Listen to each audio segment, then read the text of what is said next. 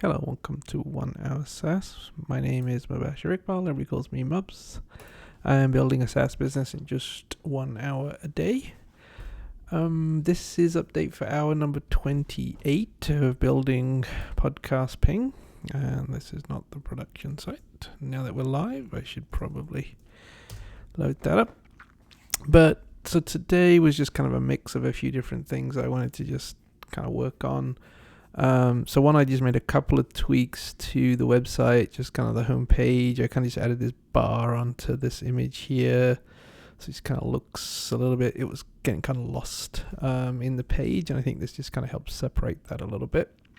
I also last night added this extra text. I had a Twitter exchange with somebody, and they were just a little bit unclear about how the billing worked, so I thought I'd just kind of explain that a little bit more, so people weren't confused about the 14-day free trial and all that kind of stuff. So yeah, that was really all I did to the website today. Just I still haven't received any emails yet from podcasts being down, but we'll keep an eye on that. But yeah, so what did I do today? So today I spoke to a couple of people, just to get their thoughts on the application and what I built and stuff. And as they point, and it was one of the people I spoke to was Corey Haynes, awesome guy. If you don't follow him on Twitter, you should. If you have any question about marketing and stuff, I think he's a really good follow.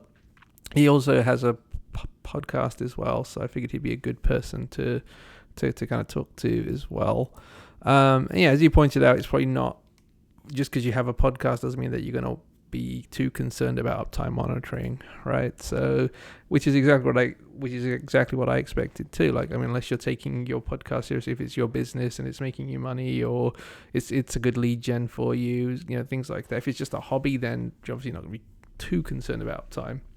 At least you're not going to pay for a service that's going to monitor it. So as he mentioned to me, probably more of a podcast kind of studio kind of tool, or people who are doing it, or who are doing podcasting professionally, is probably more of an appeal to them. And he asked a serious question. He's like, well, do podcasts go offline? And as I explained to him too, it's like, well, it's just files on a server somewhere, like served on the internet, so they can become kind of inaccessible, and they can be offline, and so it does happen, and it has happened in the past as well. So that was a good conversation with Corey. He also mentioned that it would be helpful to get some stats, if I can find some, about the sort of amount of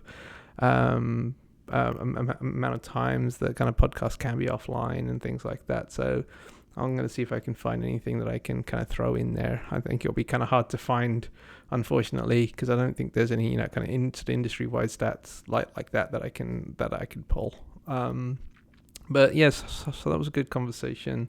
Also had a conversation with somebody I can't really talk about just yet, but they were also very positive about the application, and they kind of saw the need kind of in the industry as well. So that was a plus, and I scheduled a few more calls for this week as well, just to talk to a few more folks, just to kind of get their thoughts and stuff. So that was good. And then for the remainder of my time, I kind of spent some time trying to do some kind of research, because I want to start writing some blog articles.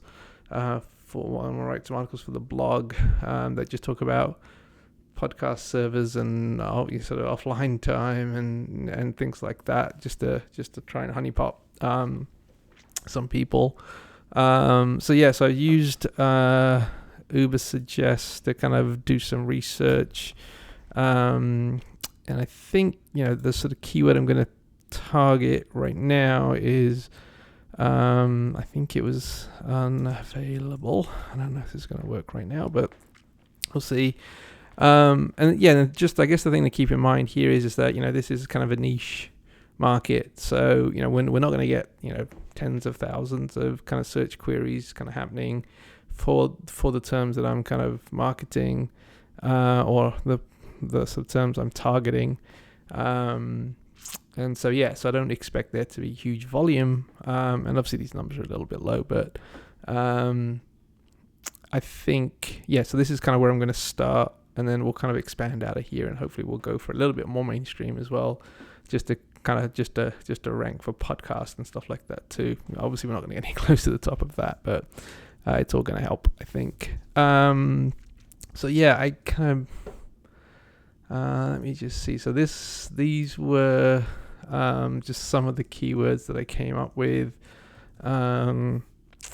that I think I'll be targeting for the initial set of posts, and might even build kind of a little mini app on the website that we can kind of launch separate from Podcast Ping itself. But things like things like an RSS validator or a podcast feed validator, that might be a little tool that we can offer that people might come to the website to use, even if they don't want to sign up for the application. But again, we just want to get some links and stuff so that we can kind of get some backlinks in there and start ranking for when people do want to search for something to do with podcast and uptime and things like. We might start doing some reviews of hosts and stuff as well.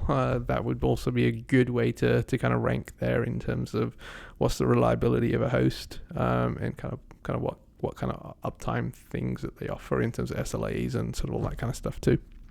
So there's just some options there to kind of think about SEO and think about kind of content that we want on the blog over the next few weeks. I think this bit's going to get kind of, I'm obviously pretty good and pretty quick at producing code.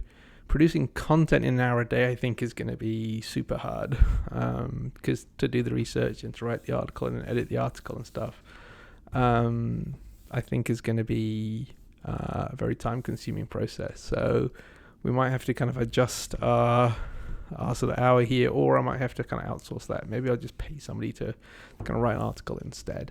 We'll see how long all that stuff's going to take, and if it's going to take me too long, then I think my time could be spent better elsewhere. But maybe we'll write 1 or 2 articles, and then we'll kind of see kind of what makes sense in terms of time, especially since, like I said, an hour a day isn't a lot to write content, I don't think. But that's it for today. We're going to keep plugging along. No users or anything like that signed up just yet, and hopefully soon though. I mean, I've got some people kind of interested, and they're going to take a look, is what they said, and we'll see if they sign up, but hopefully soon. Okay, see you tomorrow.